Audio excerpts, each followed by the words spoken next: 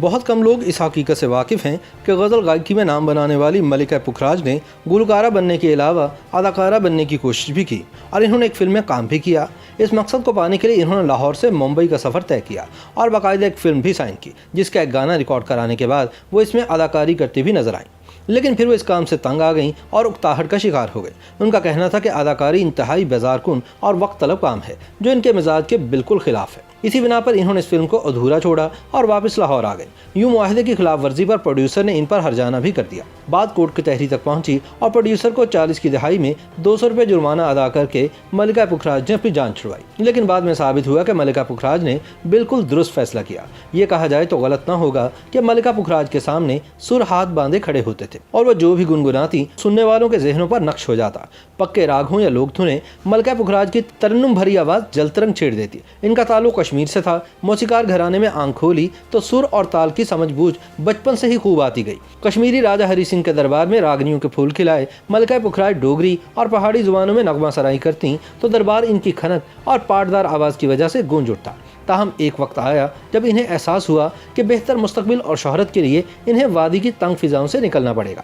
انہوں نے اپنے آبائی علاقے حمیرپور صدر کو چھوڑ کر دہلی اور ممبئی کا رخ کیا۔ خوش قسمتی کہیے کہ گلوکاری کی ابتدائی تعلیم بڑے غلام علی خان کے والد علی بخش سے حاصل کی، جنہوں نے ملکہ پکھراج کی گلوکاری کی خامیوں کو دور کیا۔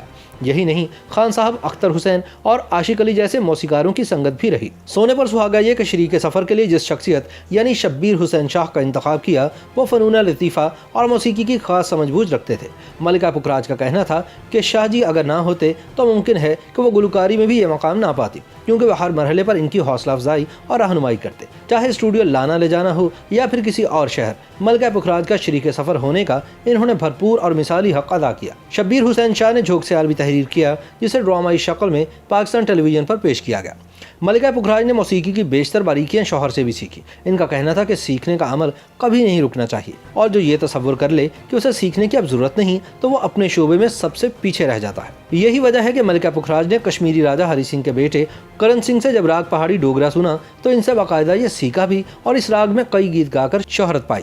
یہی نہیں، ملکہ پکھراج نے تو گلوکارہ ریشما اور استاد مہدی حسن خان کی سنگت اختیار کر کے جو کچھ ان کے پاس ہنر اور فن تھا اس کو ذہن نشین کرنے کی کامیاب کوشش کی۔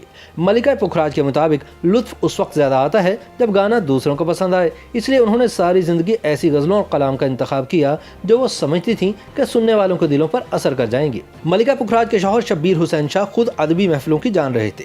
اسی بنا پر ان کے گھر میں فیض احمد فیض، حفیظ جلندری کا آنا جانا ہوتا، جن کی صحبت میں بیٹھ کر ملکہ پکھراج کو بھی بہترین کلام کے انتخاب میں آسانی ہوتی گئی۔ ایک قیاس تو یہ بھی ہے کہ حفیظ جلندری نے ملکہ پکھراج کو ہی ذہن میں رکھ کر اپنا شہرہ آفاق گیت ابھی تو میں جوان ہوں لکھا۔ اس رسیلے گیت نے ملکہ پکھراج ہی نہیں، ان کی صاحبزادی طاہرہ سید کی شہرت میں بھی اضافہ کیا۔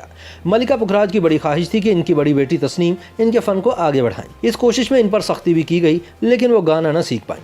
جب ہی تھک ہار کر ملکہ پکھراج نے طاہرہ سید پر توجہ دی، جو بڑی بہن کی طرح گلوکاری کو پسند نہیں کرتی تھی، لیکن والدہ کے اصرار پر اپنی خواہش کو منو مٹی تلے دبا کر باقاعدہ سے گلوکاری کی باریکیاں سیکھنے لگ گئی۔ دلچسپ بات یہ ہے کہ ملکہ پکھراج نے اپنے 4 بیٹوں اور 2 بیٹیوں کے نام انگریزی حروف تہجی ٹی سے رکھے۔ ان میں تنویر، طارق، تسنیم، توقیر، تصویر اور طاہرہ نمایاں ہیں۔ ملکہ پکھراج کی خوش قسمتی یہ بھی ہے کہ ان کی دونوں بیٹیوں کے شوہر وکالت کے شعبے سے وابستہ رہے۔ ان کی بڑی بیٹی تسنیم قانوندان، دانشور اور سیاستدان ایسم ظفر کی بیگم ہے، جبکہ طاہرہ سید بیرسٹر نعیم بخاری کی شریک سفر رہی ہیں۔ ملکہ پکھراج کبھی بھی خالی نہیں بیٹھتی تھی۔ بہت کم لوگوں کو معلوم ہے کہ قالین پر کشیدہ کاری کر کے ان پر دیدہ زیب اور خوبصورت مصوری کے فن پارے بنانے میں بھی یہ بے انتہا مہارت رکھتی تھی۔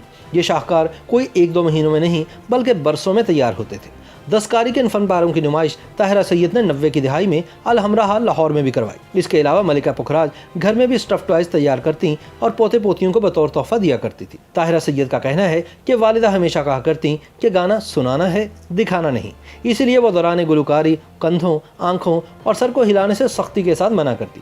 ہاں یہ ضرور تھا کہ ہاتھوں کو لہرانے پر انہیں کوئی اعتراض نہیں تھا۔ گو ملکہ پکھراج کی ہر مرحلے پر ان کے شوہر سید شبیر حسین شاہ نے رہنمائی کی، لیکن دونوں کے درمیان ایک موڑ پر نظریاتی اختلافات بھی ہوئے۔ 60 کی دہائی میں جب فاطمہ جناح ایوب خان کے مقابل کھڑی ہوئیں تو ملکہ پکھراج کی تمام تر ہمدردیاں اور حمایت فاطمہ جناح کے لیے تھی، جبکہ ان کے شوہر شبیر شاہ فیلڈ مارشل ایوب خان کے حامی تھے۔